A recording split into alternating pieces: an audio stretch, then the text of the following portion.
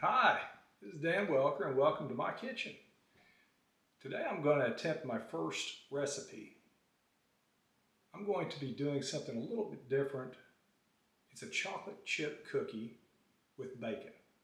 Now, this recipe is something I've never tried before, something that I've wanted to for several weeks now, and I think that it might appeal to a pretty broad group of folks out there.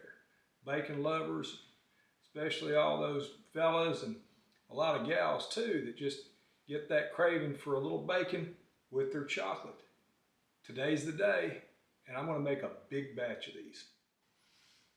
Now for the first part of this recipe, we're going to be using a pound of thick sliced bacon. And I've taken this bacon and sliced it into several different sections so that I can fry it up a little bit more easily than just taking strips and frying them. I'll show you what I'm doing in just a second, but this recipe requires you to use, a full pound of bacon. So, this isn't going to be for the faint of heart. Now, my next step is going to be to preheat my oven to 325. Now, I know a lot of you folks probably don't have this type of oven. You can just turn your knob, but I'm going to take and set my oven to preheat. Go ahead and start it. I'm not going to do a rapid start on this right now or rapid preheat because I don't need to. I've got a little bit of prep left to do, and we'll move on to frying up our bacon. Now I'm going to fry my bacon up here, and you might say, what the heck are you doing, man? That ain't how you fry bacon. Well, that's the way I fry bacon. I fry bacon in a pot. Frying bacon in a pot makes it pretty easy.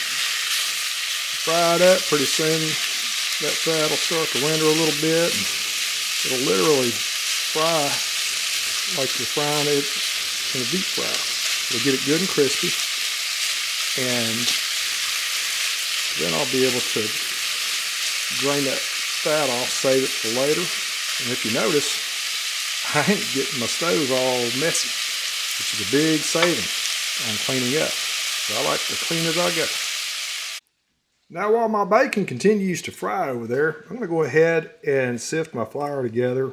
4 cups of flour, got a teaspoon of baking soda and a teaspoon of salt. I use the Himalayan pink salt, so if you want to use regular iodized salt, that's perfectly fine. And sifting for me, and you can grab a sifter or whatever, but I usually just take, since it's just such a small amount, and I'll just use my wire whisk to incorporate these 3 ingredients.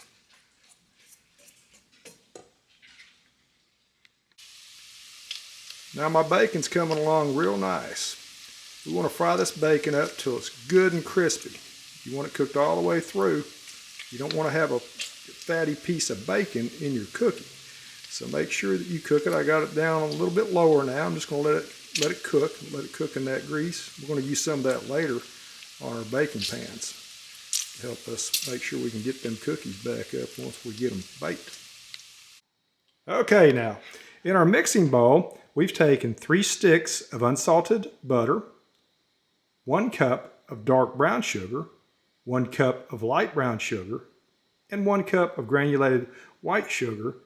We're going to cream this together in the bowl before we add our other dry ingredients. Now see how nice my bacon turned out? Now I'm going to take and chop it up into small pieces. Now you can see all my sugar is blended together. That's the dark brown, light brown, and white granulated, along with the unsalted butter. I'm also going to add 2 eggs and 2 egg yolks and 2 tablespoons of vanilla extract. Check out my nice chopped bacon. Once it's nice and creamy, after we've mixed in the eggs and the vanilla, we're going to incorporate our dry ingredients, which is our flour, salt, and baking soda. Now I'm just using my dough hook, and I'm going to take and just use half at a time of the dry ingredient. I'm going to add 1/2 of my flour till I get it mixed in. You don't want to overmix it.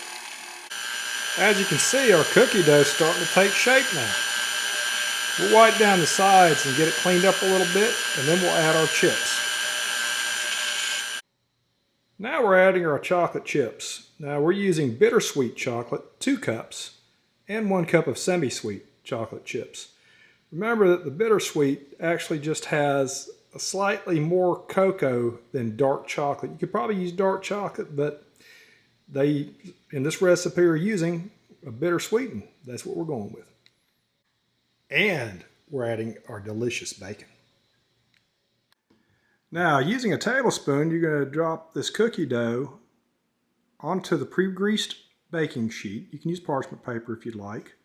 Space them about 3 inches apart, which for me, I mean, this is what you're going to get. We're going to find out how they do. Now, my oven bakes a little hotter than a lot of ovens, and I left them in there for about 12 minutes. I pulled them out. We're going to find out if that works well. I think it should be. They're a little dry around the edges, and I'm going to let them cool in the pan for just a little, and then I'm going to transfer them over to the wire racks to let them cool a little bit further. And I only cook one sheet pan at a time when I do this. Usually it's about midway on my rack in my oven. I'll actually show you over here how it looks inside my oven. That's the height I use. And we'll let them cool down a little bit and we'll find out if that worked. I think I found that 11 minutes seems to be doing the trick for me. So y'all need to just adjust your oven's time limit based on how your cookies brown up, but that looks like it turned out even better. The first batch that I did, they were a little bit more brown, a little bit more crispy. But these seem to be a little bit chillier. So here we have our end result. We've got chocolate chip bacon cookies. This recipe baked up about between 110, 120 cookies. It's a pretty big batch. Probably more than what I needed, but I'm pretty sure I'm going to share these. You can always cut the recipe in half. You don't need all the fancy equipment. You don't have to have a fancy mixer. You don't have to have a wooden spoon to make these cookies. They ended up turning out pretty good though, and I'm pretty impressed with them. It's definitely a different flavor. You had that bittersweet chocolate mixed in with the semi-sweet. With that bacon, it just made everything come to life. And I gotta admit, I mean, I did have to sample while I was baking these. And I still got a couple, 2 giant-sized cookies left. These cookies ended up being, you know, I don't know, a couple inches, 2.5 inches across. Not bad. You can make these usually probably about an hour it's going to take you to put everything together. Bake time varies, you know, between 11 to 13 minutes in my oven. You know, you just have to keep your eye on them.